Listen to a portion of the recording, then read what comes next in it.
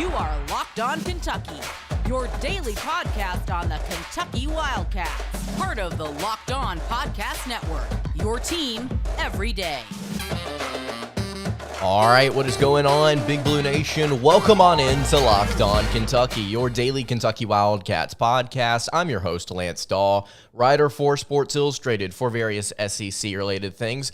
But on this podcast, we take a dive into all things Kentucky athletics. On today's episode of Locked On Kentucky, we are going to be discussing Aaron Bradshaw suffering what could possibly be, let's just be realistic, a season-ending injury because he will be undergoing surgery that will keep him out for, I think, the majority of the beginning of the season, but I think that it could extend past that. We're also going to dive into the possibility of Joey Hart committing to the Kentucky Wildcats tomorrow.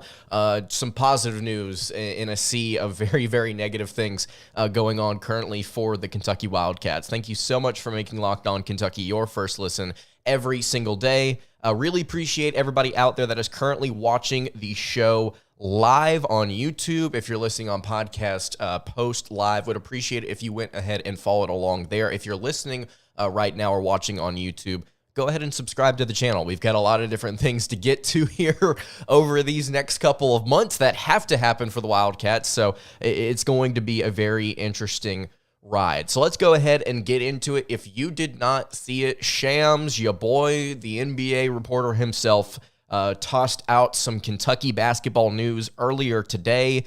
Quote, college basketball news. Kentucky's Aaron Bradshaw, a top projected pick in the 2024 NBA draft, has suffered a fracture in his foot and could miss the start of the 23-24 season, sources tell The Athletic and Stadium. The program is optimistic on full recovery for the 7-foot freshman.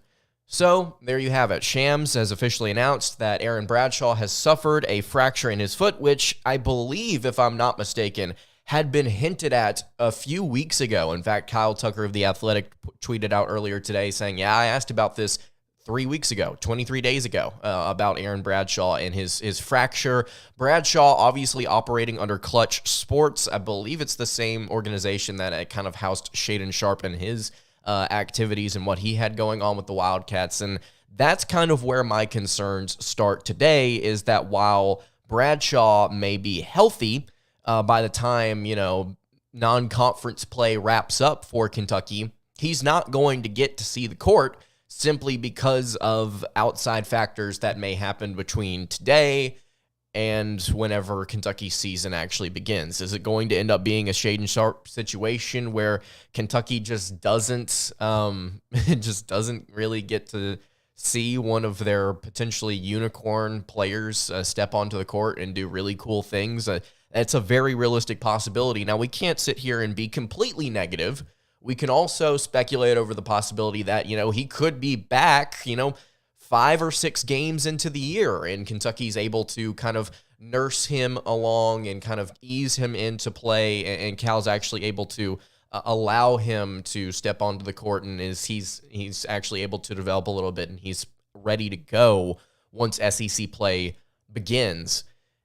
It's bad, but either way, this is really bad because it kind of brings back into light something that you and I have just discussed a lot on this show, and everybody and their mother has been talking about with Kentucky. They're shorthanded. This is beating a dead horse at this point. You are walking into July. As it stands, now we'll see what happens with Joey Hart tomorrow or Somto Cyril. We are walking into July with 7 players, 6 of which are freshmen, and the 7th player averaged 9.3 minutes per game last season and shot 34% from the floor. No disrespect to Adou Thiero, who I think is going to have a very good season this year.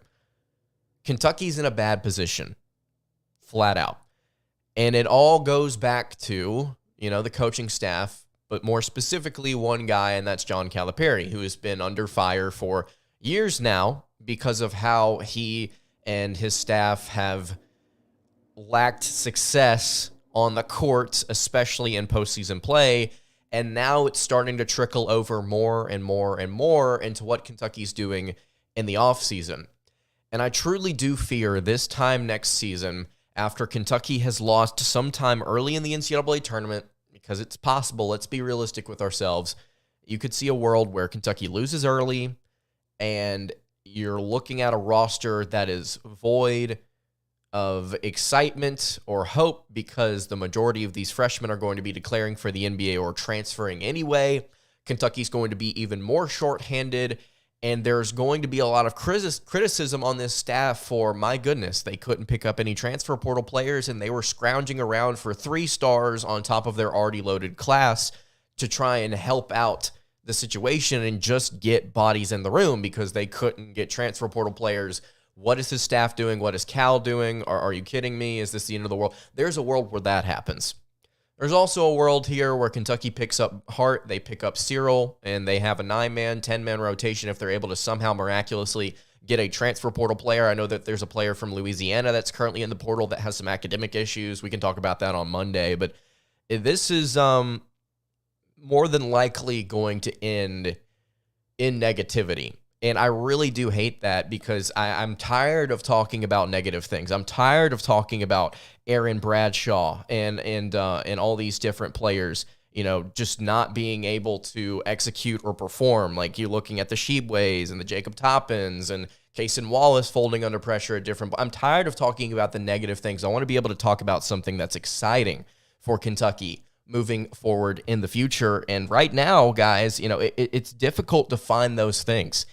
For Kentucky basketball. It's difficult to find those things, and I just really do hope that guys like Joey Hart and Cyril, if they do commit, they're able to aid this team a lot more than I think the national media would suggest that they will, because there's no other way to cut it.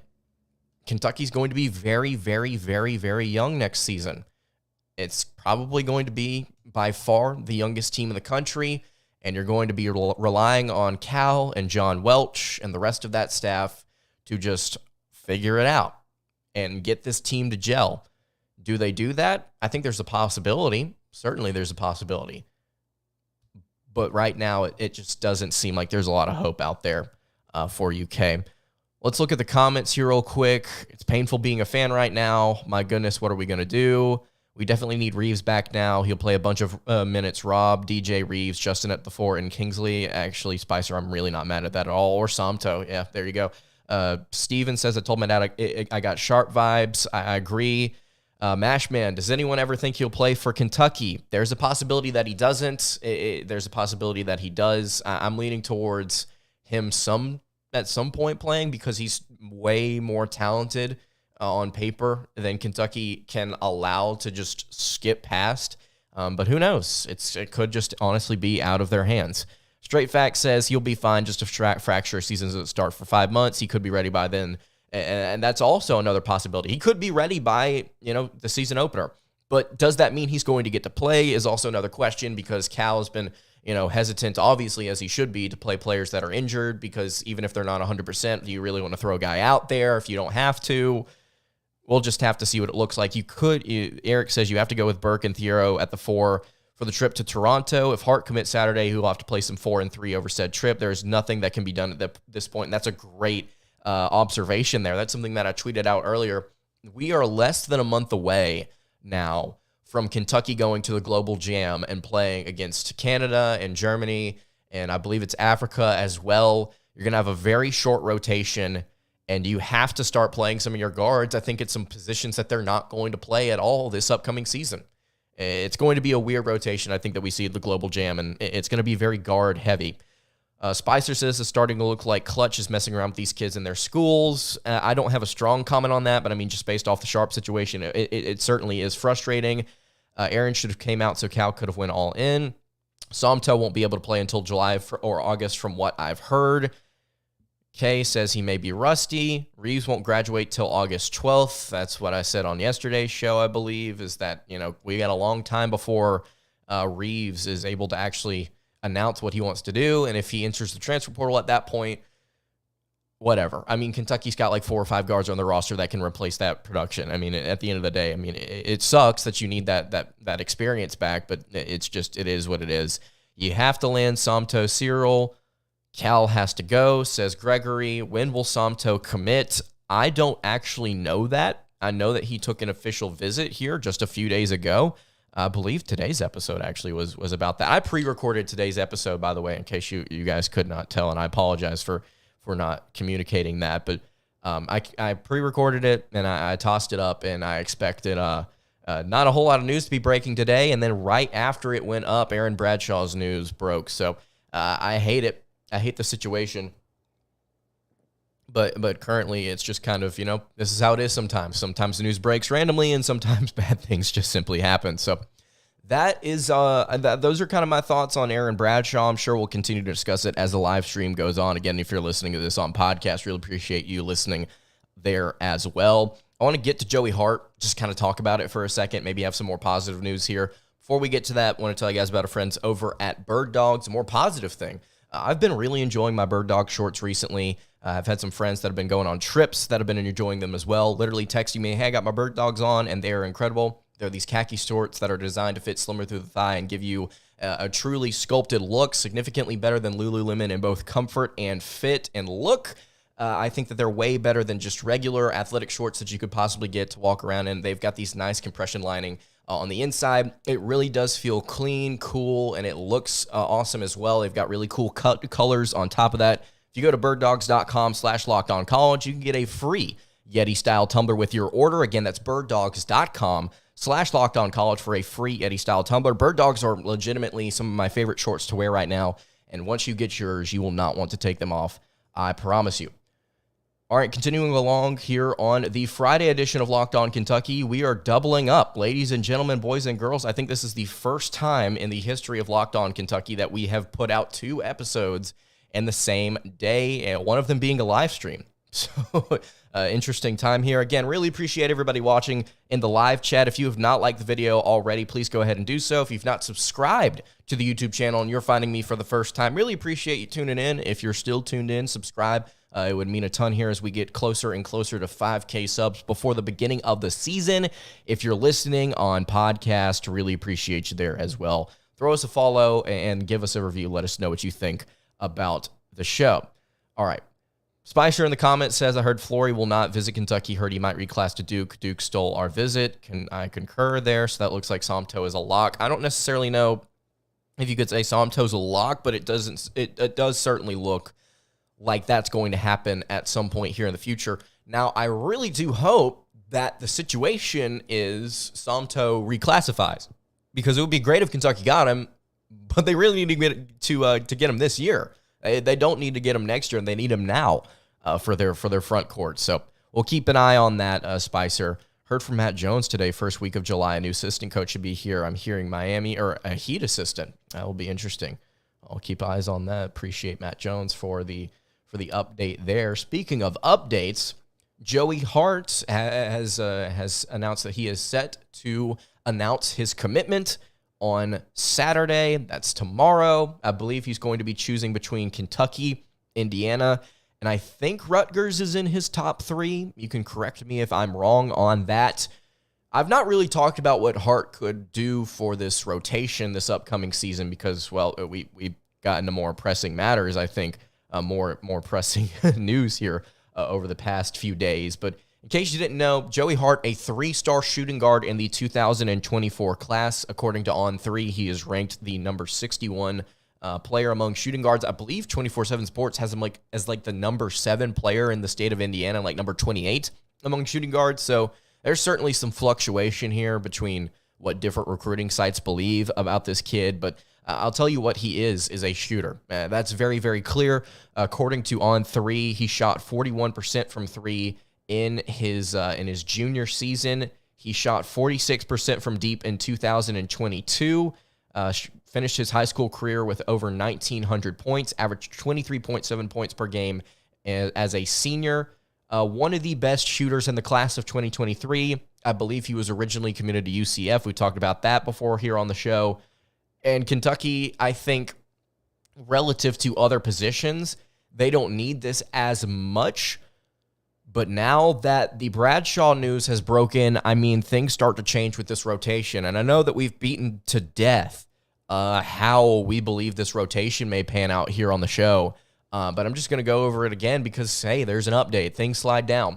So you've got Dillingham and Thiero, Wagner and Shepard. That's your backcourt. We can talk about whether or not guys are point guards or shooting guards on another later date. I think that Dillingham and Thiero are your 2 point guards. Wagner could play some point as well, probably over Thiero if we're being realistic, just simply because I think that's the way Cal's going to run it. Shepard is a true 2. I don't think he's going to be playing point. You've got your small forwards, Joey Hart. If he commits, that would be awesome. Justin Edwards, who I think at this point has to slide down to the 4. If we're being realistic, it's either that or Burks. It's either that or Jordan Burks, and Burks may be the better fit because he's 6'9" now. So you've got Burks at your 4. You could play Edwards at your 4 as well, and then you have Ugonna Onyenso at your center spots. If Somto Cyril commits, then you've got him as well. So Kentucky slides things down a little bit, just kind of getting Edwards or Burks to play that 4 spot.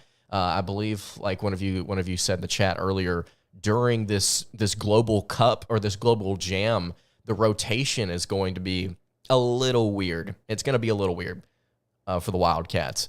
Let's see. Any other comments here that I'm missing out? Hart is from Indiana. I'd be surprised if he commits to UK. I believe, if I'm not mistaken, Straight Facts, he's actually got a crystal ball right now. I may be incorrect on that. I'm going to go check that real quick because I have On3 stuff pulled up right now.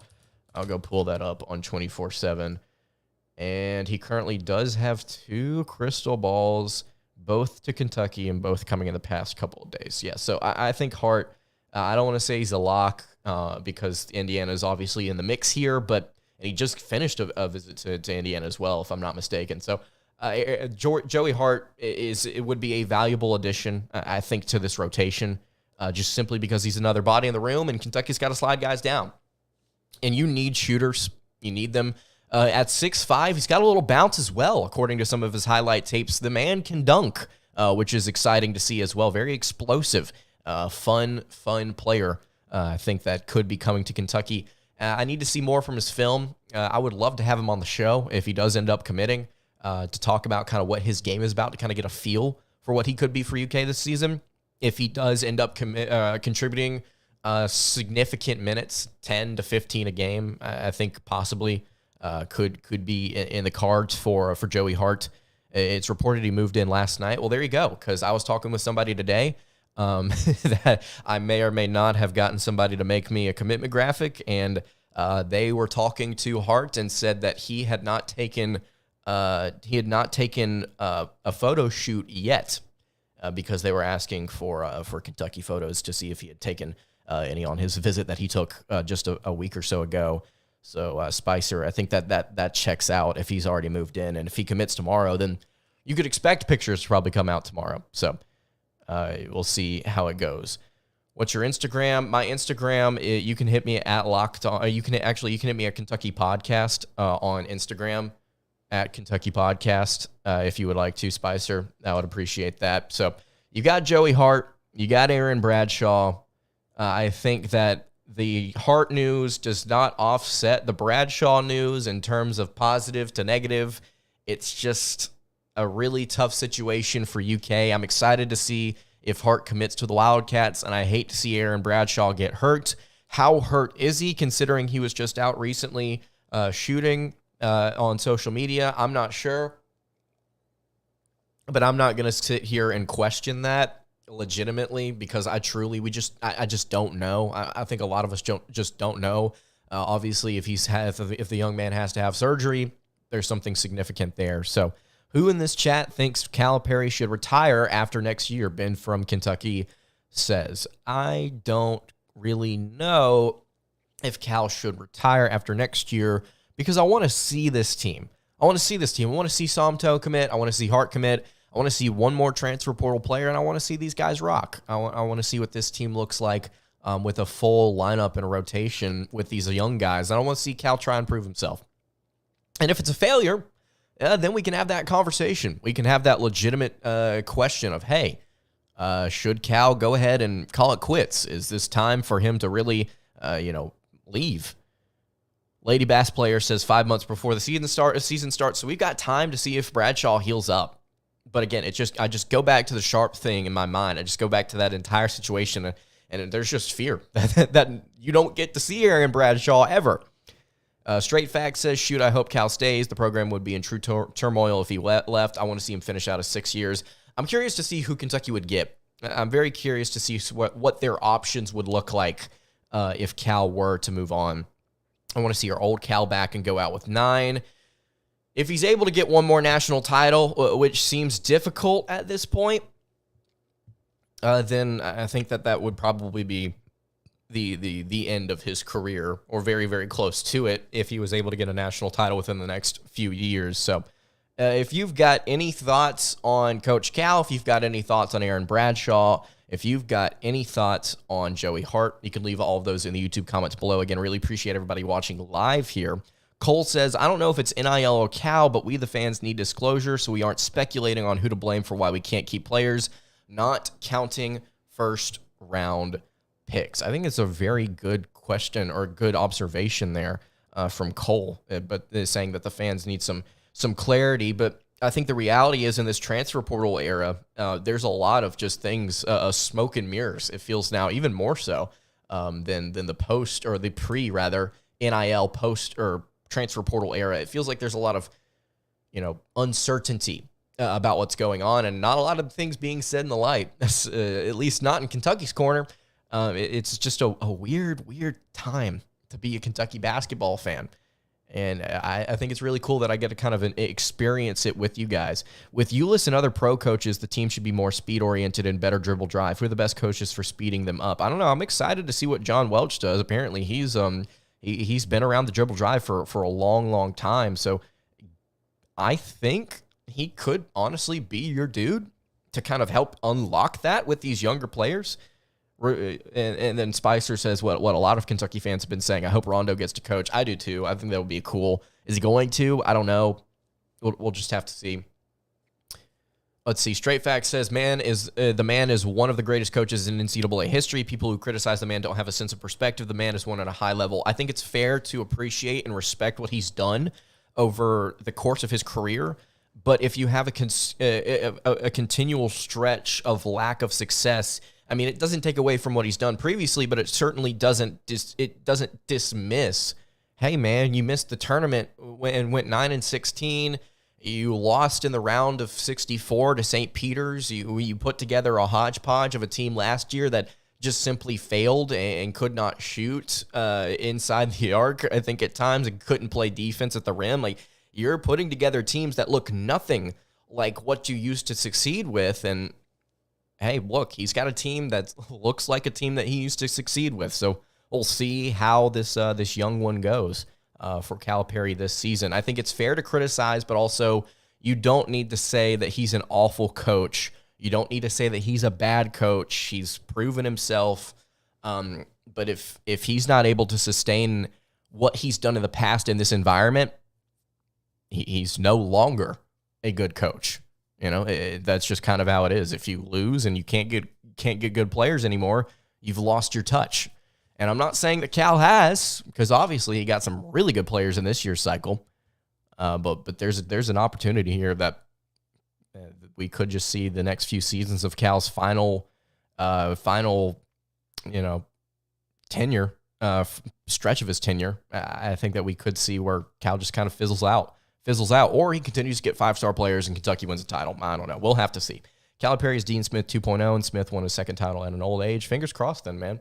Fingers crossed that we're able to see Cal get a second title. All right, I think that's going to do it for today's episode of Locked On Kentucky. I wanted to do this live just so that I could talk with you guys a little bit about this. But I appreciate everybody watching live. If you're watching on YouTube, subscribe to the channel, like the video if you've not already.